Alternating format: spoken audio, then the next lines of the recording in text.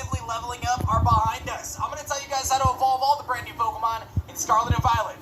Let's take a look. You got a Dunsparce and you want to evolve it into Dunsparce? No, I didn't stutter. You got to learn the move Hyper Drill and level it up, which starts at level 32 is when you're going to learn Hyper Drill. You've got a 1 in 26 chance to get the 3-segment to Dunsparce. Otherwise, you're left with just a shoddy 2-segment one. It's totally random and really frustrating, and in my opinion, the most disappointing Pokemon in this game in terms of new evolutions. Sorry. This one took me forever to figure out, but my boy Relor evolves into Rabsca by walking 1,000 steps in the Let's Go mechanic in a muddy area like the marsh. So you actually have to send it out into a muddy area like the marsh, which is actually pretty close to the starting location of the game.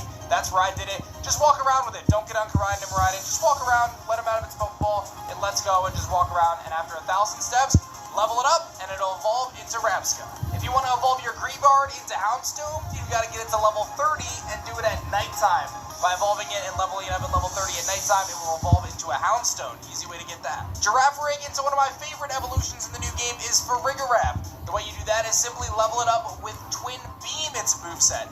Twin Beam is a move that it learns at level 32 as well, so simply get it to level 32, learn the move Twin Beam, and then level it up again, and it should evolve into a Farigiraf. Finizen is one of the ones that's probably the most funny to evolve into Palafin. I remember when the game first was leaking, a lot of people were on Twitter trying to figure out how do we actually evolve Finizen into Palafin? This is crazy. Well, it turns out you gotta get to level 38, but that's not it.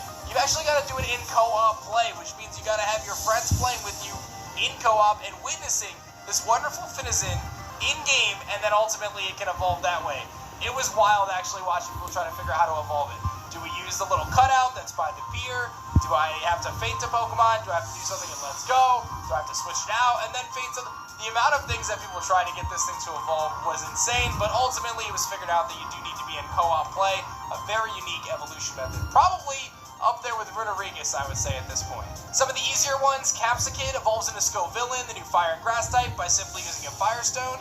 And Tadbulb is going to evolve into Bellybolt by simply using a Thunderstone, so another pretty easy one. Tandemaus, apparently you beat a Pokemon with it and get to level 25, you'll have a 1 in 26 chance to get the rare version of Tandemaus, which is a bit of it weird to get Mousehold.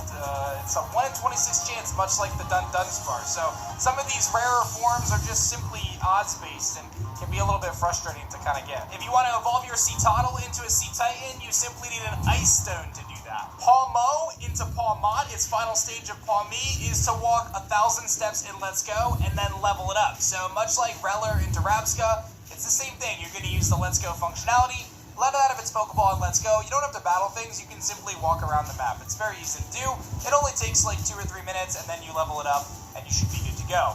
The same goes for Bramblin and Brambleghast. You can see here that I simply took a Bramble, I walked around with it in the desert. I don't think the location matters for Bramblin, and you just walk around for a little bit, run around for 3-5 minutes, whatever it is, level it up, and then you should have no problems having it evolve into a Brambleghast, which is actually growing on me a little bit. I didn't like this Pokemon initially, but it's pretty sweet. Gimmighoul's chest form can evolve into Goldengo, and the way you do that is by getting 999 Gimmighoul coins. It's going to take a little while, but you can get those from those different watchtowers. They do respawn. You get about 50 to 100 coins from the chest versions of Gimmighoul. Otherwise, you can find them throughout the region at Pokemon centers and different signs. You'll get 1 to 5 coins from those. Generally, the watchtower is going to be your best bet, so I'd recommend doing like a rotation every few hours. I'm not positive on the respawn on them, whether it's daily or not, but I had one respawn a few hours after I kind of did the first one, so it may be kind of random chance to respawn, but they do. Yo! Racking up those 999 coins. Charcadet can evolve into one of 2 different Pokemon, obviously, Armarouge and Ceruledge, and the way you actually do that is by getting the Auspicious Armor. You actually have to talk to a man in Zappa Pico, and he will give you the item you need to evolve it, but you have to have 10 Bronzor fragments or 10 Sinistea fragments, depending on the game you're playing in. Sinistea, obviously, for Ceruledge, Bronzor for the Armarouge, so you have those different fragments, he'll ultimately give you the item you need to evolve your Charcadet into a Ceruledge or a Armarouge.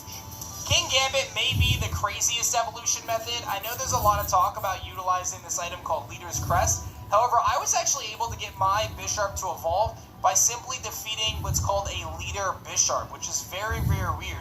So you actually travel to the Bamboo Forest that's in the top part of the map near the Fighting Team Star member, and you'll find that there's some different spawns of Bisharp that are surrounded by other Pokemon. They can be surrounded by Pawniard, or actually Fungus and Amoonguss, believe it or not. Yeah, what Fungus and Amoonguss? Your Bisharp defeat 3 of those, I believe. I believe it's 3. That's what I had success with. You defeat 3 of those leader Bisharp, and your Bisharp will evolve into King Gambit. I actually tested it myself. It worked. I also found a shiny Pawniard in the process, which was kind of funny during this testing. So that is incredible. While recording, I feel like these things never happened to me, but it happened this time, so that's pretty sweet.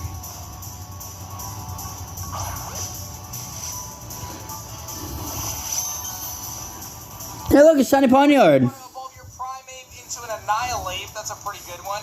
You're going to use the move Rage Fist 20 times. So nice shout out to Pokemon Legends Arceus, where we had a handful of evolutions that were based on utilizing signature moves multiple times. That seems to be the case here with Annihilate. You're going to use Rage Fist 20 times, and it should evolve, no problemo. That pretty much covers all of the new evolution methods for Pokemon Scarlet and Violet. If you found this video helpful, be sure to leave a like and subscribe to the channel if you guys are new.